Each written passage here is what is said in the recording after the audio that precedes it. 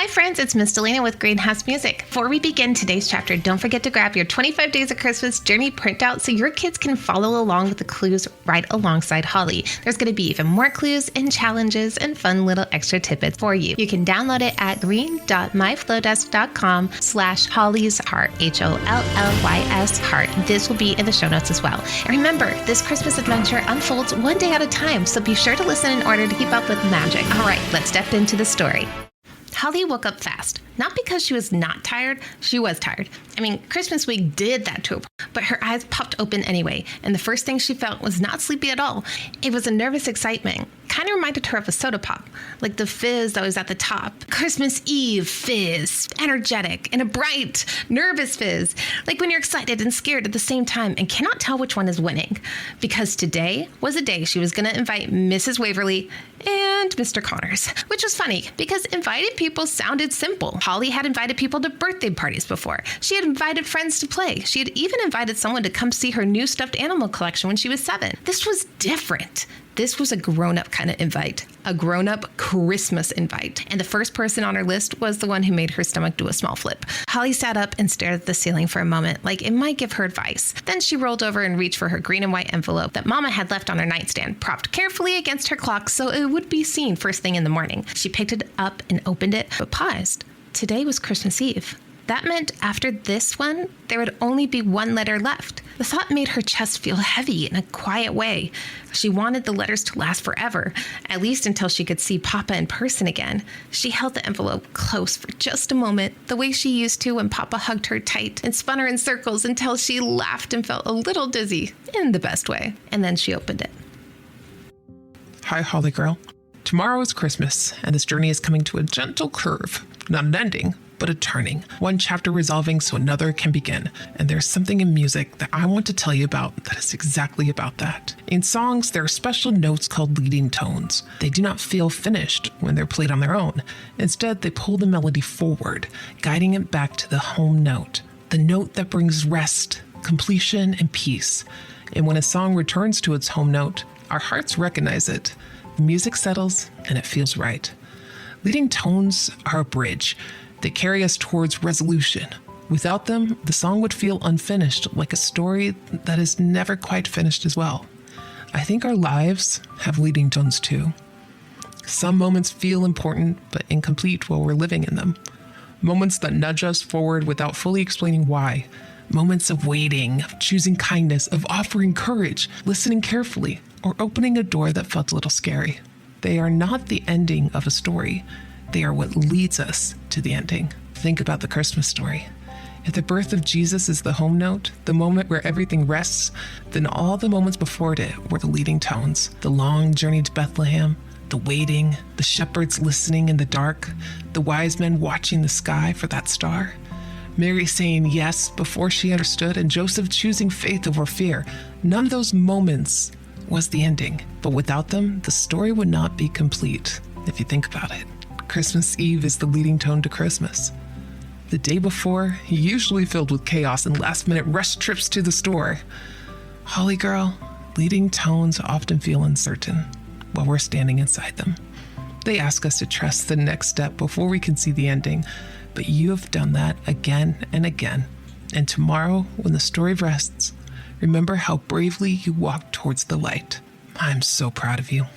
With all my love, Papa. Holly folded Papa's letter carefully and set it back on her nightstand. She had been developing quite the stack of letters that she had been saving. Leading tones. Moments that do not feel finished yet, but lead to a finished story. She did not know exactly why, but the words stayed with her as she got dressed. They followed her down to the hallway. They sat beside her while she ate breakfast, even though Levi was attempting to dip his toast directly in Holly's orange juice. Levi, no juice toast, Holly protested. Levi grinned and laughed. Juice toast, yum!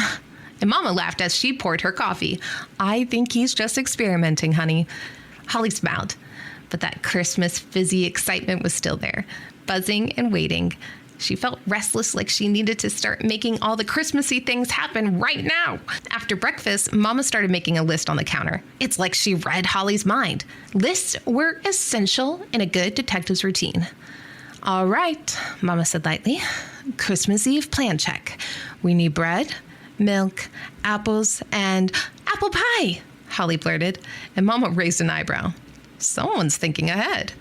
Holly shrugged. Just checking. They bundled up and headed to town, and snow clung to the edges of the sidewalk. Christmas lights blinked in the windows, and everything felt close, bright, and busy, like Christmas was just holding its breath in excitement for the next day. At the post office, Holly spotted Mr. Gutsky before he saw them. "Mr. Gutsky!" she called, waving both arms dramatically in the air. He turned around with a wide grin. "Well, isn't it my favorite Holly?" She narrowed her eyes playfully. "Do you know any other Hollies?" And he laughed. "Nothing gets past you, kiddo." And he handed her a candy cane from his pocket. "For my favorite detective." Holly beamed. Mr. Gutsky felt kind of like an old grandpa, almost the opposite of Mr. Connors. And that thought made something click. "Mr. Gutsky," Holly asked carefully, "where are you spending Christmas?" He hesitated just a little. "Well," he said, trying to sound cheerful, "I was planning on watching my favorite Christmas movie with my favorite dinner."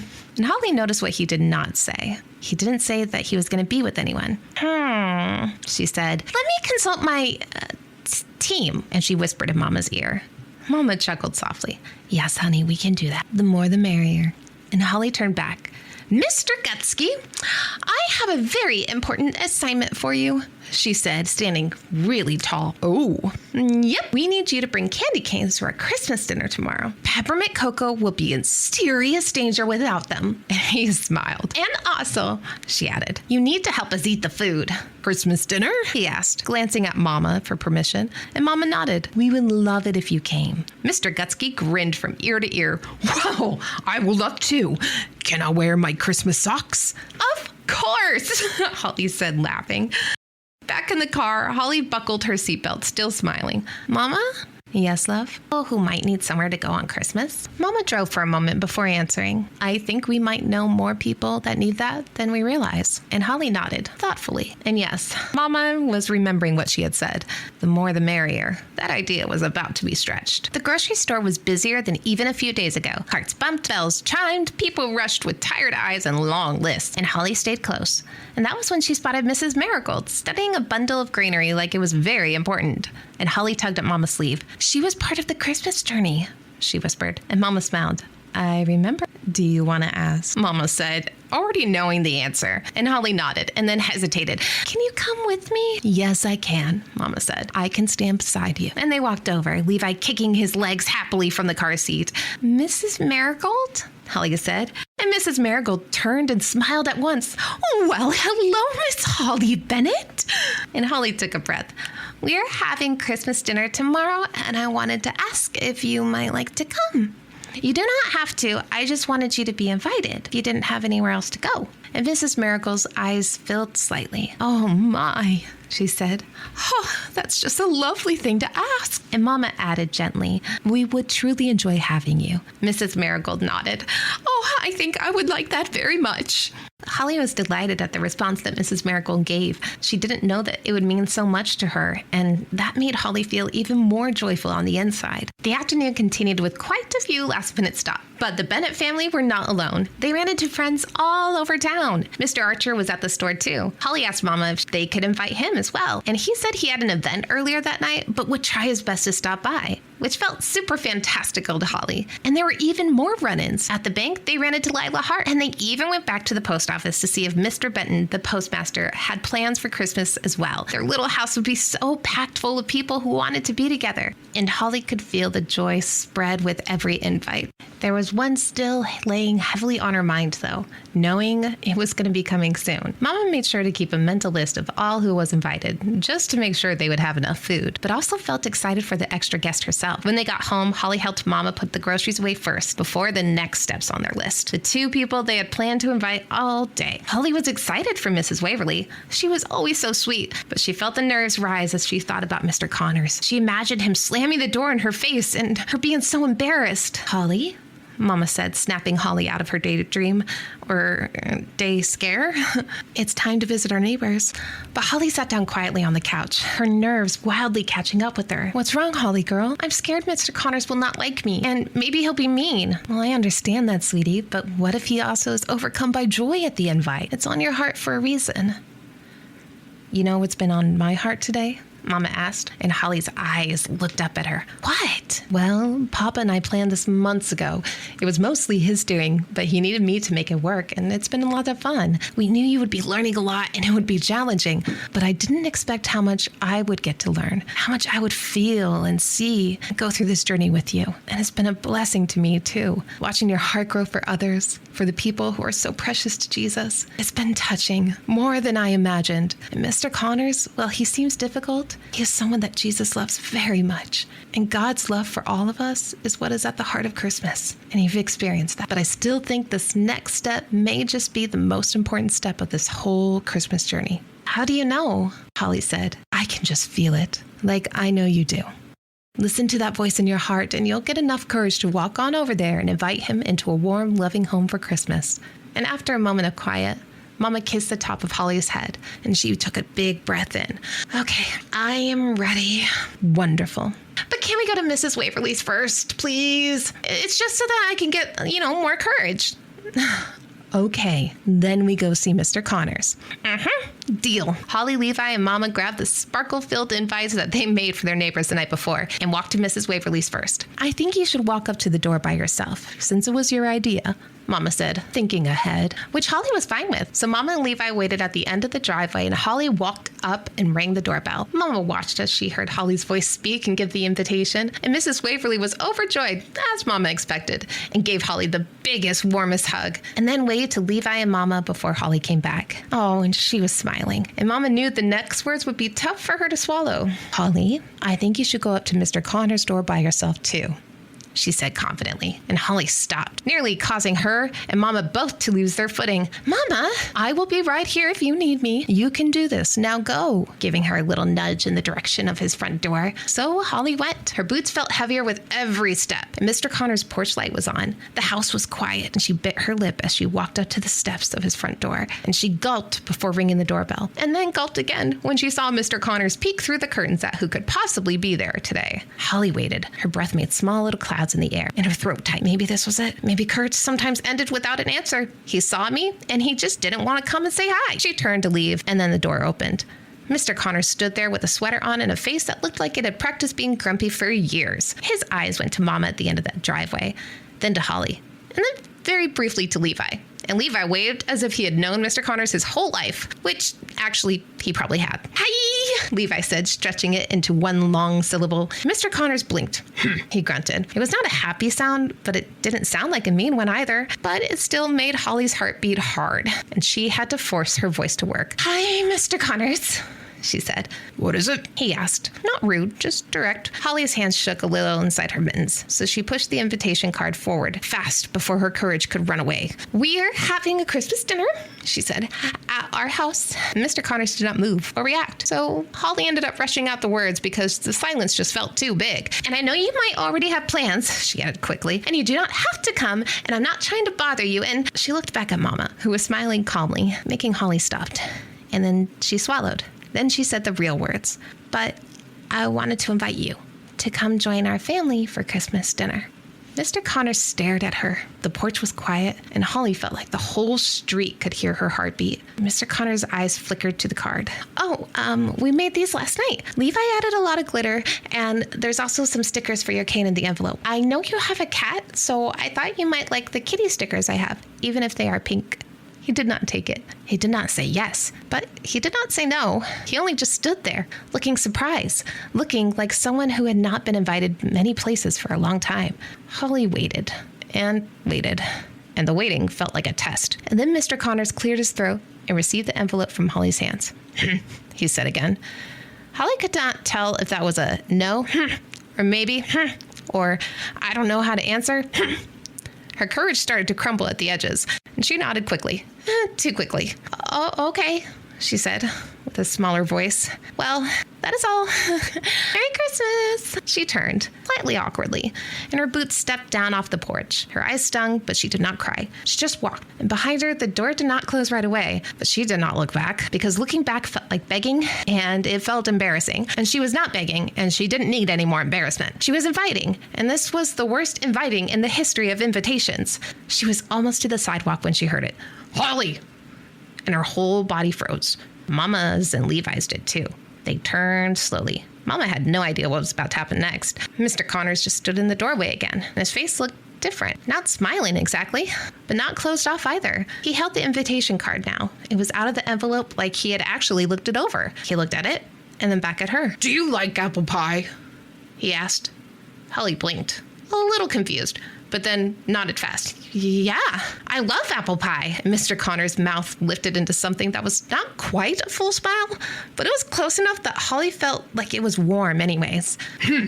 All right then, he said. And that was all. But it was something. It was a door cracked open, and it was a story starting to turn. And Holly walked home with her mittens full of quiet, amazed relief, because she had done the brave thing, even when she did not know what would happen next. But she knew something had begun. It was the leading tone, the bridge. And tomorrow was Christmas, when all would be in their home.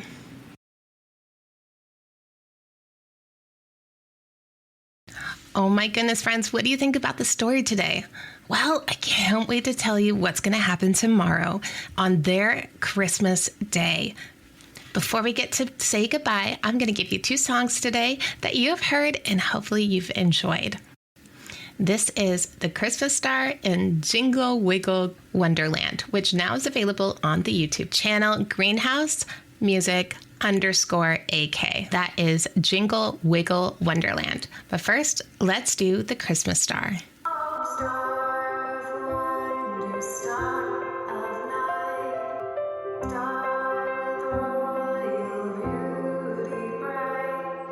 Oh, holy night when it started, the first Christmas star shine its brightest. The angels sang their song, a promise kept for all. And we have our own Christmas star, guiding us home wherever we are. As the nights grow colder, our hearts grow warmer with family by our side. Our Christmas star shines bright. That same bright star still leads us, 'cause we know His grace never leaves us. God's heart in every home reminds us we're not alone. And we have our own Christmas star, guiding us home wherever we are.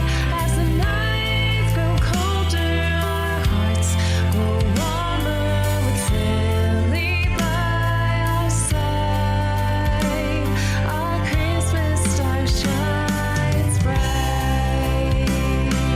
Star of wonder, star of love, it's your heart shining from above.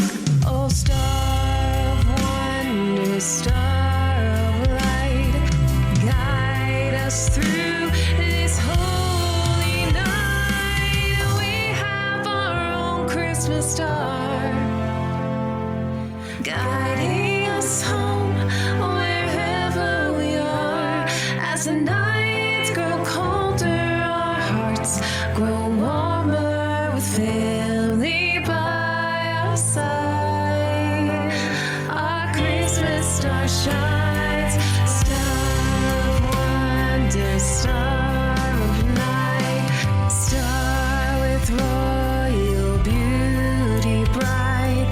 Westward leading, still proceeding, guide us to thy perfect light.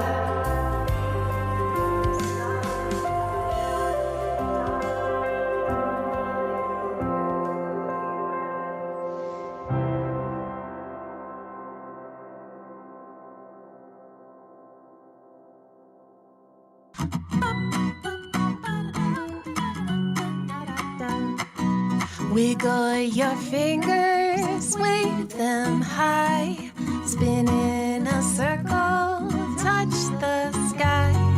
Stomp your boots, make the floorboard shake, do a reindeer hop for goodness sake. jingle, wiggle, wiggle, dance around the tree. Jump up high, then crouch down low, as silly as can be. Jingle, jingle, wiggle, wiggle, clap your hands and cheer. It's a jingle, wiggle, wonderland, the best time of the year. March like an elf with a jolly grin. Tap your toes, let the fun begin. Shake your antlers, give a little bow. We're like a snowflake, don't stop now. Everybody freeze like a frosty breeze, now fall like snow. Jingle, jingle, wiggle, wiggle, dance around the tree. Jump up high, then crouch down low, as silly as can be. Jingle, jingle, wiggle, wiggle, clap your hands and cheer. It's a jingle, wiggle, wonderland, the best time of the year. Now tiptoe quiet like Santa's feet. Sneak, sneak, don't give it away. Then shake your hips like a jingling bell. Oh, you do it so well. And jingle, jingle, wiggle, wiggle, dance around the tree. Jump up high, then crouch down low, as silly as can be. Jingle, jingle, wiggle, wiggle, clap your hands and cheer. It's a jingle, wiggle, wonderland, the best time of the year. It's a jingle, wiggle, wonderland, the best time of the year. And that's today's chapter of our 25 Days of Christmas adventure. If you haven't grabbed our journey printout yet, you can still get it at green.myflowdesk.com/Holly's Heart, so your kids can track each clue and stay part of the magic. Come back tomorrow for our next piece of the story, and remember, the adventure makes the most sense when you listen in order. So go back and listen to any of the ones that you might have missed. You'll hear from me tomorrow. Bye.